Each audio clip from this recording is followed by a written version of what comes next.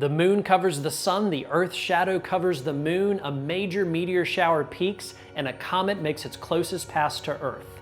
Let's take a look at what you can go out to see in the night sky for August of 2026. I'm Michael Martin, and this is Late Night Astronomy.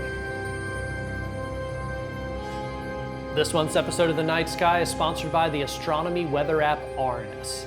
And we begin a jam-packed August with an incredible event known as a total solar eclipse. During a total solar eclipse, the moon moves in between the sun and the Earth, completely blocking the sun for a few minutes along a specific part of the Earth's surface called the path of totality. The path of totality for this event will take it across parts of Greenland, western Iceland, and northern Spain on August 12th. If you happen to live or plan to visit the path, you can look for the maximum length of totality to be right around 2 minutes and 18 seconds, depending on where you are along the path. Unlike the two total solar eclipses I viewed in 2017 and 2024, this total eclipse will be pretty low to the horizon. If you don't find yourself right under the path of totality, millions of you will still be able to see an impressive partial solar eclipse. But it's important to remember that certified protective solar glasses must be worn during all parts of a partial solar eclipse, and that you can only take your glasses off during those few precious minutes of totality. I'll leave a link in the description of this video to one of my favorite astronomy websites, inthesky.org. It'll allow you to put in your exact location to see if you're going to see a partial eclipse or if you happen to be under or near that path of totality. From where I live in the United States, only about 1% of the sun will be covered by the moon, so I'm missing out on every part of this event. And to my good friend Cody, who will be enjoying totality from a winery just north of Madrid, I don't know if I'm more jealous of the event or the location you're at, but either way, enjoy the show and the wine, but not too much wine before totality. For those of you like me that aren't able to see any part of the partial or total solar eclipse, thankfully there's another incredible event coming up right after it. And it's my personal favorite meteor shower of the year, the Perseids. The remnants of Comet 109P Swift-Tuttle around this time every year interact with our upper atmosphere, creating one of the best meteor showers that you can go out to see. To see the peak of the Perseids, let's go outside around 11 p.m. on the night of August 12th and look towards the northeast. There you will see the constellation Perseus, where these meteors will appear to shoot from. The later you stay up on August 12th or the earlier you get up on the 13th, the more meteors you are likely to see. And thankfully this year the moon is completely out of the way. On a great year like this one, if you're able to travel to darker skies, you can expect a peak of up to 100 meteors per hour. If you get to see any meteors from this shower, please be sure to let us know how many you saw and where you saw them from in the comments section below. Just a few short weeks after the total solar eclipse, the Earth, Moon, and Sun come back into alignment, but in a slightly different way, this time creating a partial lunar eclipse on August 27th.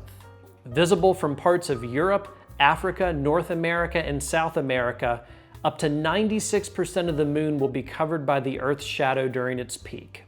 From where I live in Virginia, this lunar eclipse will start to become noticeable when the moon begins to move through the darker shadow of the Earth known as the umbra around 10:30 p.m. on the night of August 27th.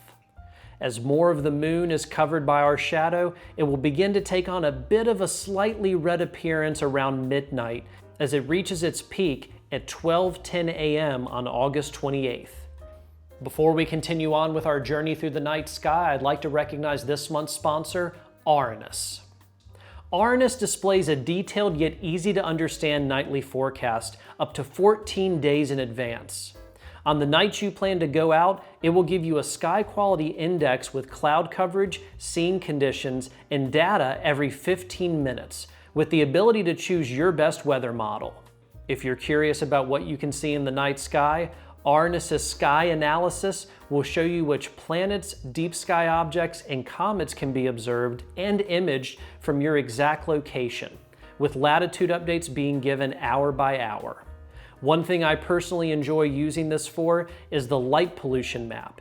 For those of you doing astrophotography, it even has a community section that will allow you to share your images for others to see. It's available as a free and premium version on the web, Android, and iOS devices, and it also includes group license discounts for astronomy clubs. I appreciate Ouranos for sponsoring this month's video, and I'll be sure to leave a link to it in the description below. A comet that we've been covering for the past few months peaks in brightness this August, as Comet 10P Tempel makes its closest pass to the Sun and then the Earth for great views through a telescope from both the northern and southern hemispheres. For the northern hemisphere, Comet 10P Tempel will rise above the horizon in the east to good heights for observing by midnight.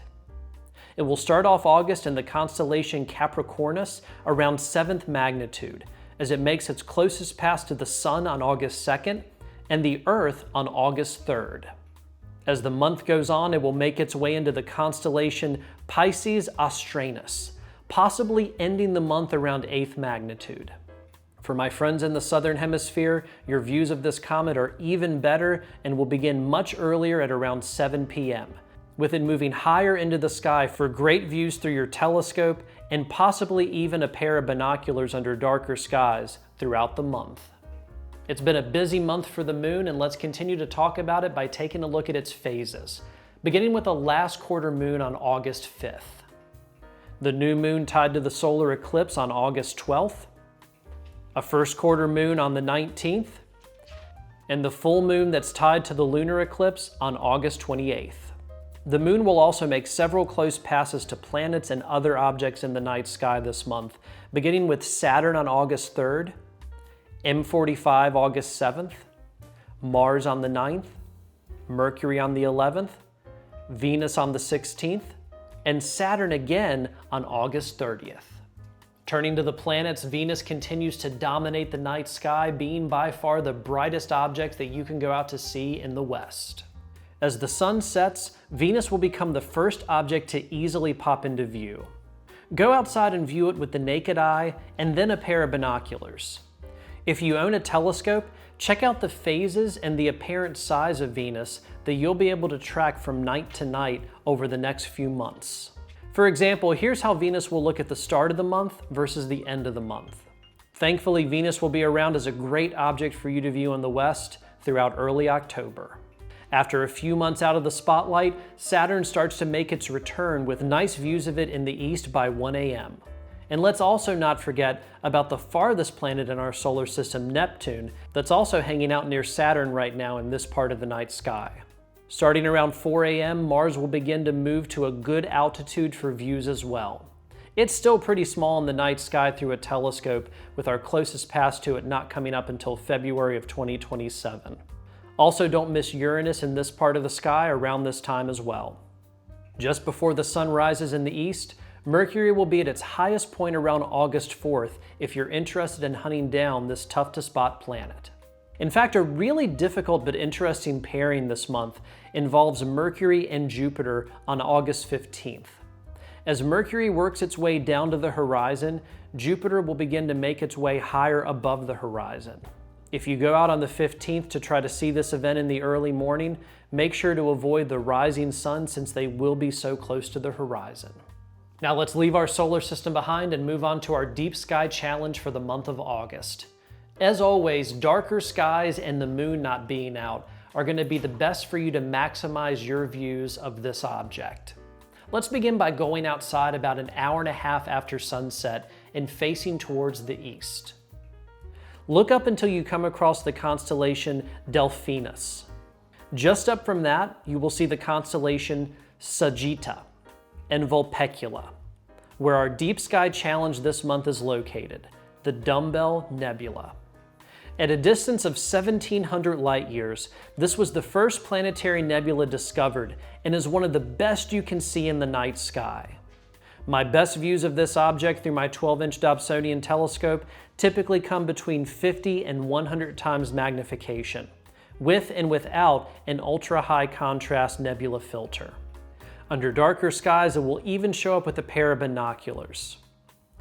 Remember that the gray, blurry cloud you're seeing is a star, perhaps similar to our own. that has exhausted its gases, and as they expand out from it, become illuminated by the remnants of the dying star at the center of the nebula. Thanks for joining us on our journey through the night sky. If you enjoyed this video, please like it and subscribe to this channel to join our growing community. But most importantly, let us know what you're getting out to see in the heavens above and where you're seeing it from in the comment section below. Thank you all so much for your continued support, and clear skies from Late Night Astronomy.